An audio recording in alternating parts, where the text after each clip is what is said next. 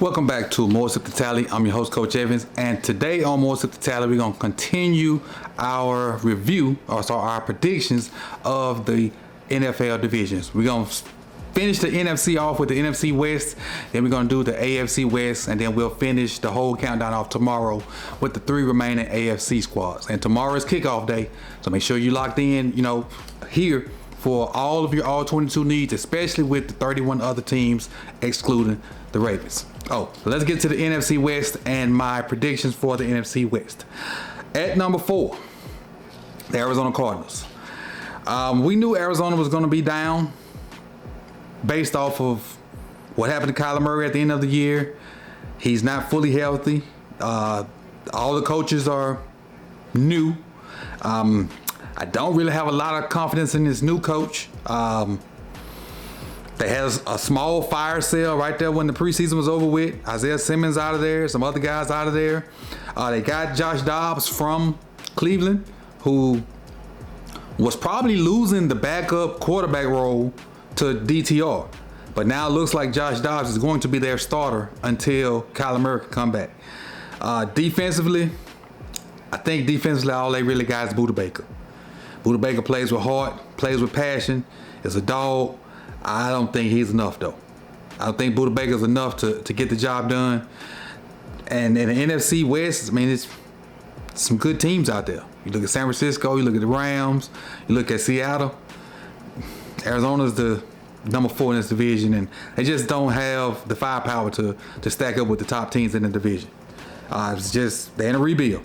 Are they tanking for Caleb? We don't know. They're tanking for somebody, because there's going to be a bunch of names out there. It's going to be Caleb. It's going to be Shador. It's going to be Drake May. It's going to be Mike Penix Jr. It's probably going to be some other names that pop up toward the end of the college football season, but look for one of those names to potentially be in Arizona next year. So Arizona at 4. Going to number 3, Los Angeles Rams. Now, Rams kind of had a downturn after their Super Bowl run. Jalen Ramsey's out of there. They got Aaron Donald back.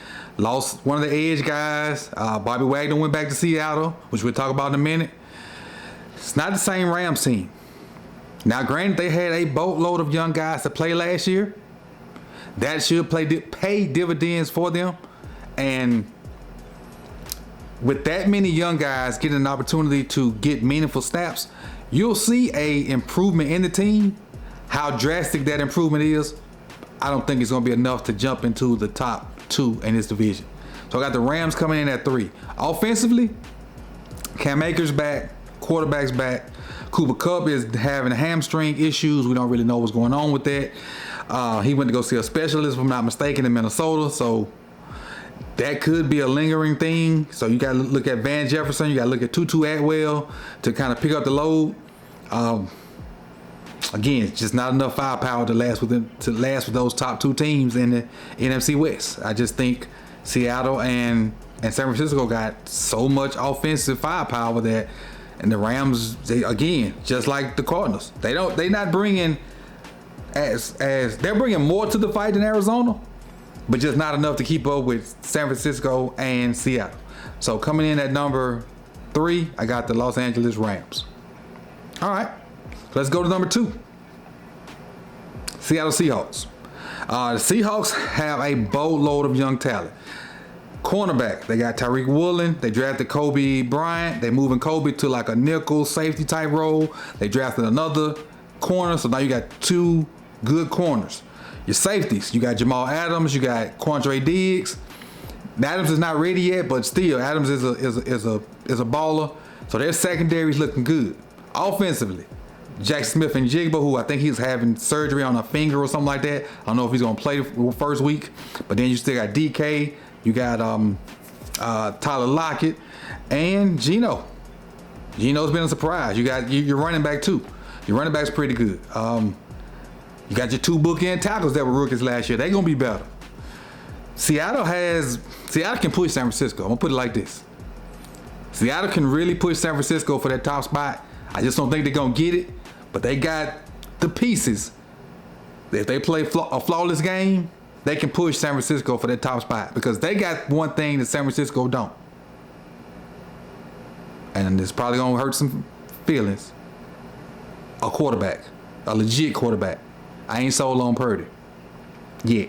But I still got San Francisco winning the division because I think what Purdy has around him is freaking awesome.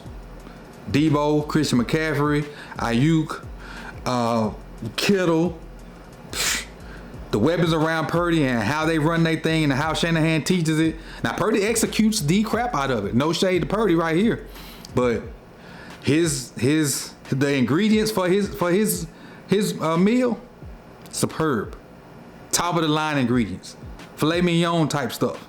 So I got San Francisco winning that division. And do I even need to speak on their defense? We all know they got the number one defense. Have had it for the past couple years. They get after it defensively. They got the best linebacker core. They one of the best front fours. They added Javon Hargrave from Philadelphia. Yeah, ain't much to say about their defense. We all know they good.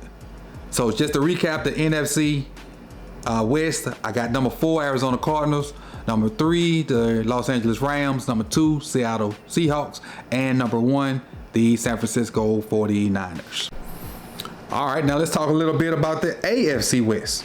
Yeah, the Raiders, Chargers, Chiefs, and Broncos. So I'll start with my number 4 team in that division, and this is a pretty good division. I think, if I'm not mistaken, last year the Broncos finished in 4th. I don't think that's going to happen this year. I think the Raiders go back to 4th. Jimmy G's that QB, so you don't know what you're going to get. I think by week 8, Tay Adams is going to be frustrated as heck, and Josh Jacobs is going to be happy he signed a 1-year deal. Because I think the Raiders are going to be in the bottom. Even with them having probably the best running back and one of the best receivers in the league, I think they're going to be toward the bottom of this division because I don't know, defensively, can they stop people in this division? And offensively, can Jimmy G score enough points to keep up with the Rams? I mean, not with the Rams, with the Chiefs, with the Chargers. Because you know them two teams going to score points. Can Jimmy G do enough to because they lost Waller too now. They lost Waller. Can he do enough to score enough points to keep up with the high-powered offenses in the AFC West? I don't think so. That's why I got the Raiders falling to number 4 in this division. Number 3, speaking of high-powered offenses, I got the Chargers. Now, Chargers I just spoke highly of the Chargers, talking about how well they're going to do offensively. I'm not sold on them defensively. I think the Chargers are going to be in a boatload of shootouts starting with week 1. I think week 1, the Chargers and the Dolphins are probably going to have one of the higher scoring games we've seen in a long time. I think it's going to be up and down the field with both teams. And I think the Dolphins probably pull it out because they got a little better defense. But I got the Chargers finishing 3rd in this division and a bunch of shootouts because I just don't think they can stop people. I know they can score. I mean, look at Keenan Allen, Big Mike, and you add Quentin Johnson to that, and on top of Austin Eckler off the backfield, they going to score points. Can they stop people? And Will Herbert pissed down his leg in crunch time. Herbert is quote-unquote the golden boy, but he hasn't won the meaningful games yet. He got a boatload of numbers, hadn't won meaningful games yet. So we'll see. I got him finishing 3rd. Number 2, which is probably the surprise, I got the Broncos. I think Russ realizes that he can still cook. Sean Payton I think he's coming in there, and it's really turning people the wrong way, like how Sean Payton is kind of running his business. But I think he's righting the ship. I think the ship had sailed off to the left, and he had to come in and be like this disciplinarian to get them back on the right path. Now, once they get back on the right path and start sailing straight, maybe they can have a little bit more fun and do some more things and be a little more lax. But they were a shit show. So he got to come in and be straight and narrow, be straight butthole to get them back on the path they need to be on so they can turn that thing around and potentially win some games. And I think he does that. I think Russ begins to cook again. I think Jerry Jeudy and Sutherland have comeback years, and their defense was already good. Their defense was already good. As bad a year they had last year, their defense was pretty darn good. So they offensively, they get it together, and I think they finished 2nd in this division. And then obviously the Super Bowl champs are in this division. I think the Chiefs finished number 1. And as long as they got Pat Mahomes, Kelsey, I think they can pretty much put any decent set of receivers out there and score points. Now, they are having an issue with Chris Jones. I don't know how long that's going to take, how long it's going to be settled. Right now, I'm assuming Chris Jones will probably be there by week 2, 3, or 4. I'm assuming, because this is the day before the season starts, so I don't think he's going to play tomorrow because I don't think he's practiced. But by week 2, 3, or 4, I think Chris Jones will be there. And with him back in the fold, I don't think that anybody in the NFC West can top them. There may be a team that beat them. Like, they may not go undefeated in their division, but I don't think nobody can beat them as far as taking the number 1 spot. And I look for the Chiefs to even make another push, another run at the Super Bowl. So this is the NFC West. I'm sorry, the AFC West. I apologize. The AFC West. I got the Raiders at 4, the Chargers at 3, the Broncos at 2, and the Chiefs at 1. So I appreciate you guys for coming through. Again, we'll wrap this whole thing up tomorrow with the rest of the AFC. You could have been anywhere in the world, but you chose to be here with me.